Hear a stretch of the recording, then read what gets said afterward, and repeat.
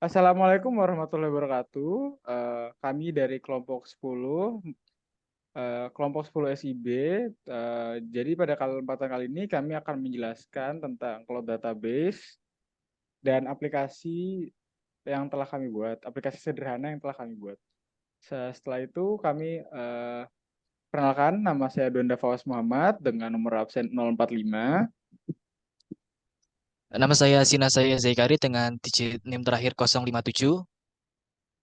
Nama saya Fabian Indra Putra Santosa dengan 3 digit terakhir 063. Oke, berlanjut lagi kepada penjelasan cloud database. Cloud database adalah sistem yang menyimpan data secara virtual. Jadi dia itu disimpan di server, bukan disimpan di fisik. Karena data-data yang disimpan di fisik itu nggak bisa di tingkat lazim. Astagfirullahaladzim. Mulai dari awal lagi. Pengertian cloud database. Cloud database adalah sistem yang menyimpan data secara virtual, bukan disimpan secara dalam server fisik. Karena tidak membutuhkan server fisik, maka data disimpan dapat dikembangkan atau ditingkatkan skalanya. Selain itu, pemeliharaannya tidak serumit server fisik, karena database dijalankan melalui cloud computing platform. Cloud database dapat dikelola oleh pengguna atau ditawarkan sebagai layanan dan dikelola oleh penyedia. Cloud database mendukung database relasional dan database NoSQL. Dan dengan demikian, cloud database memberikan fleksibilitas keadaan, keamanan, keterjangkauan, dan baik lagi. Mereka memberikan fondasi yang solid untuk mengembangkan aplikasi bisnis modern.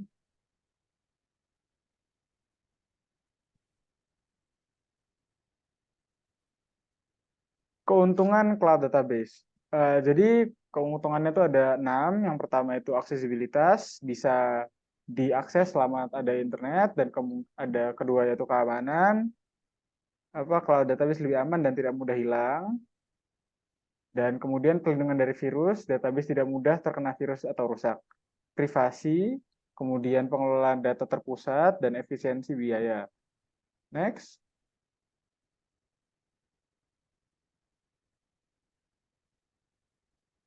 Dan kemudian tidak baik bila kita hanya membahas kelebihannya saja dan tidak membahas kelemahannya. Oke, yaitu kelemahan database ada 6 juga, yaitu keterbatasan bandwidth. Beberapa layanan cloud memberikan batasan bandwidth untuk setiap pengguna. Dan kedua yaitu masalah teknis, gangguan teknis seperti server down mengakibatkan tidak dapat mengakses aplikasi hingga data yang dapat mengganggu pekerjaan. Dan ketiga yaitu ya pasti karena cloud database dia tergantung banget yang namanya koneksi gitu. Performa cloud database ya tergantung banget sama internet. Jadi kalau internetnya putus ya data kita juga lambat gitu aksesnya. Dan keempat yaitu ada biaya tambahan untuk fitur maksimal. Untuk mendapatkan fitur maksimal dari database biasanya kita memerlukan biaya tambahan. Dan kelima yaitu resiko cyber attack. Meski penyedia layanan cloud memiliki keamanan yang baik, namun masih ada kemungkinan untuk terkena serangan cyber. Dan yang keenam, kemungkinan data hilang atau rusak. Meskipun jarang terjadi, namun masih ada kemungkinan untuk data hilang atau rusak.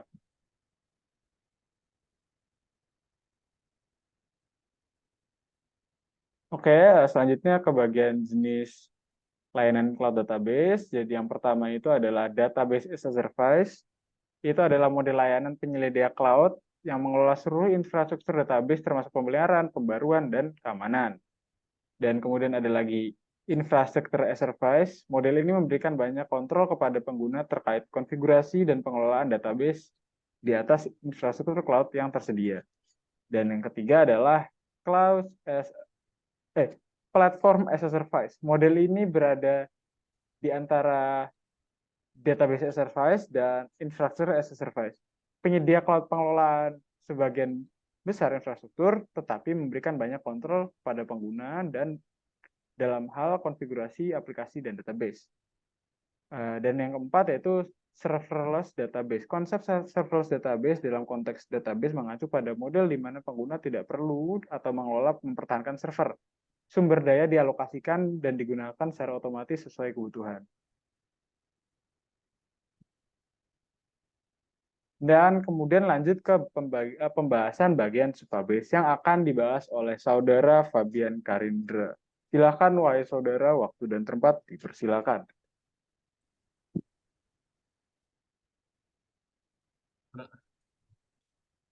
Pertama kita akan mengenal apa itu Supabase. Supabase adalah platform open source yang menyediakan backend yang dapat disesuaikan untuk pengembangan aplikasi web dan mobile. Dan berikut ini adalah beberapa penjelasan dari Supabase.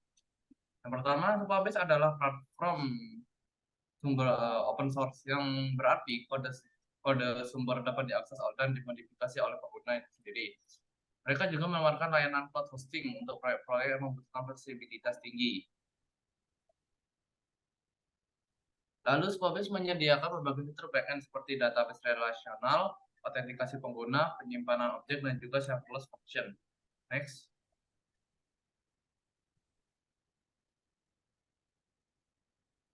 Lalu untuk keuntungan Supabase. Yang pertama, Supabase bersifat open source, yang berarti kodenya dapat diakses dan juga dimodifikasi oleh siapa saja. Yang kedua, Supabase juga menyediakan fitur database real time yang memungkinkan aplikasi untuk secara otomatis memperbarui data secara langsung ketika terjadi perubahan. Lalu yang ketiga, Supabase menyediakan fitur autentikasi dan otorisasi yang dapat diintegrasikan dengan mudah. Hal ini membantu pengembang untuk mengolah akses pengguna ke data yang lebih baik. Lalu yang keempat, Supabase mendukung baik REST API ataupun GraphQL yang memberikan fleksibilitas dalam interaksi dengan database. Pengembang dapat memilih metode yang sesuai dengan kebutuhan aplikasi mereka. Next.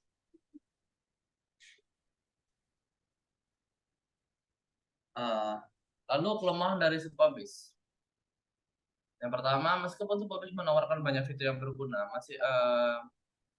masih mungkin ada kasus pengguna khusus di mana beberapa fungsi atau fitur tertentu mungkin kurang mendukung. Yang kedua, Supabase bergantung pada infrastruktur cloud, terutama AWS, sehingga jika terjadi masalah dengan infrastruktur cloud, pengguna Supabase dapat terpengaruh. Yang ketiga, meskipun Supabase berkembang pesat, komoditasnya mungkin belum sebesar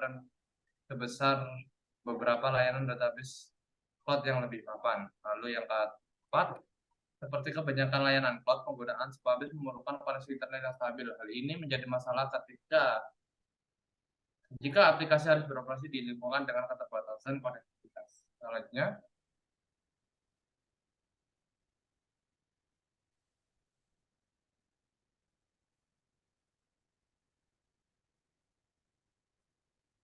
lalu selanjutnya ada layanan utama Supabase. Berikut ini adalah layanan utama yang disediakan oleh Supabase. Yang pertama ada database. Supabase menyediakan database relasional berbasis PostgreSQL yang mendukung SQL, lalu mendukung fungsionalitas real-time melalui WebSocket yang memungkinkan aplikasi untuk mendeteksi perubahan data secara langsung, lalu menyediakan API RESTful untuk interaksi dengan Supabase. Lalu selanjutnya ada Supabase Out atau autentikasi. Mendukung autentikasi pengguna dengan berbagai penyedia termasuk OAuth, Google, dan juga GitHub. Menggunakan JSON token untuk autentikasi pengguna. Lalu selanjutnya ada Supabase Storage atau penyimpanan objek. Menyediakan penyimpanan objek untuk mengelola file dan media. Integrasi dengan layanan penyimpanan cloud di AWS S3 atau Google Cloud Storage. Supabase, lalu ada Supabase Function, yakni fungsi serverless, yang memungkinkan pengembangan fungsi serverless menggunakan JavaScript atau TypeScript integrasi langsung dengan database layanan lainnya. Next. Lalu berikutnya adalah demo dari aplikasi kami, yakni aplikasi untuk mencatat kependudukan sipil yang akan dijelaskan oleh teman saya, Shina. Ya, kali ini kami akan mencoba mendemokan sebuah aplikasi sederhana yang kami buat mengenai pencatatan sipil yang kami buat dengan menggunakan database dari Supabase. Lalu kita menggunakan bantuan dari Retool untuk penggunaan GUI-nya. Langsung saja untuk implementasi create, read, update, dan delete. Yang pertama untuk mencoba create, Yang pertama saya akan mencoba untuk membuat sebuah data baru untuk dimasukkan ke dalam database ini. Misalkan saja